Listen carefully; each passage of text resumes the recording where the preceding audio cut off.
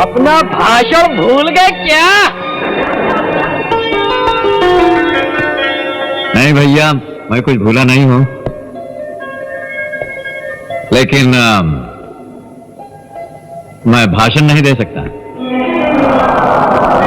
भाषण तो बहुत होते रहते हैं, देश के नेता और लीडर तो बोलते ही रहते हैं, कान पक गए सुनते सुनते।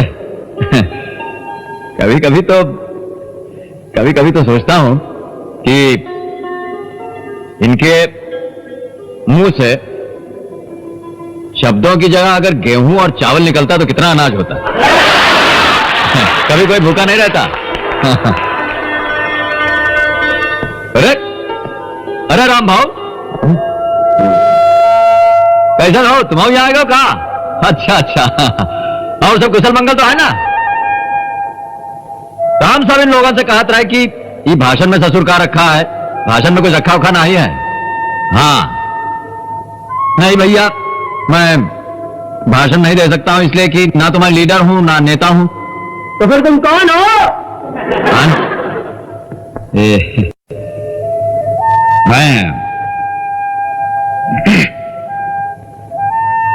मैं वही हूं जो तुम हो, या तुम हो, या फिर तुम हो एक आम इंसान। हम आम इंसान, मामूली इंसान कहलाते, मगर हम मामूली इंसान नहीं है भाई, हम मामूली नहीं है। ये हर सवेरे अपने रोजगार के लिए सड़कों पर पैदल और अनगिनत साइकिलों पर निकलने वाला, ये बसों में खड़े रहकर सफर करने वाला, ये राशन और केरोसिन की लाइनों में रेंगने वाला, ये फुटपाथों, बाजारों, दफ्तरों में कौड़ियों की मोल अपनी मेहनत बेचने वाला इंसान मामूली नहीं है भाई, ये छोटा नहीं है। इसलिए कि इसी के पसीने से तो दुनिया का हर कारखाना चलता है, इसी के पसीने से दुनिया का हर खेत सींचा जाता है, इसी के हाथ ईंट पेट रखकर मकान बनाते हैं, यही हाथ मिलों में नया कपड़ा बुनते हैं और घाटों में पुराना कपड़ा उजाते हैं।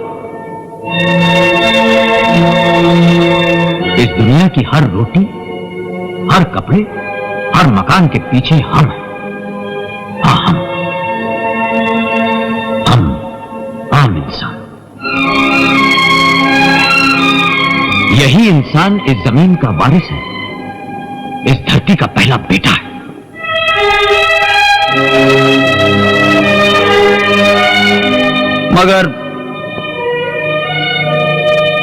मगर ये दुनिया बड़ी निराली है भैया। वही इंसान जो दुनिया को सब कुछ देता है, उसी के पास कभी रोटी नहीं, कभी कपड़ा नहीं, कभी मकान नहीं।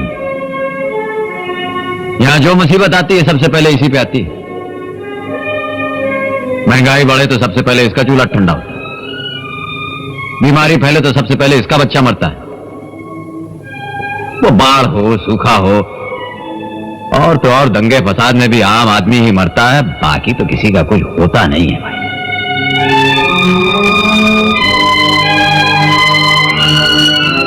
और हम भी बड़े अजीब ठीक, कुछ समझते नहीं। हमारे हालात एक है, हमारी मुसीबतें एक है, मगर कोई समझते नहीं। भाई साहब जरा ये सुनिए, मैं एक बार कहीं रेलगाड़ी में जा रहा था, तो डिब्बे में देखा कि एक आदमी अपना सामान अपने सर पर उठाए बैठा है। तो मैंने उससे पूछा, क्यों भैया, ये क्या कर रहे हैं? बोला, सामान मेरा है, मैं नहीं संभालूंगा तो और कौन संभालेगा? सुना आपने? गाड़ी चल रही है, वो भी उसी में चल रहा है, बाकी मुसाफिर भी उसी में चल रहे हैं, मगर वो अपना बोझा अपने सर पर लादे बैठा है कि मैं नहीं देखूंगा तो और कौन देखेगा?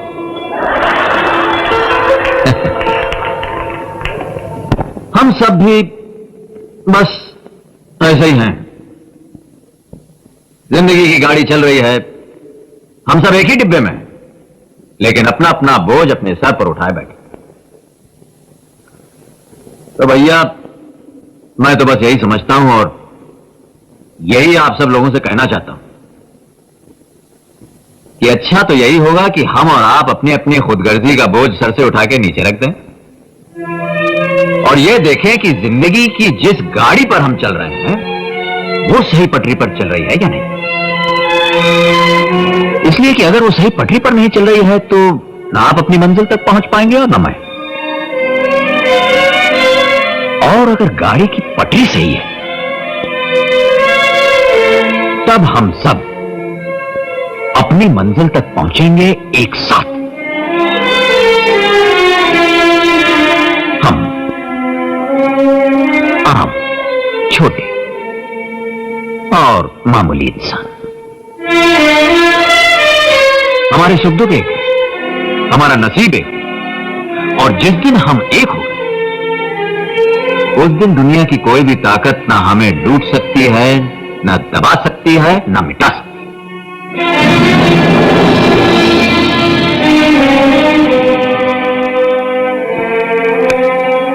बस मैं इतना ही कहना था मुझे।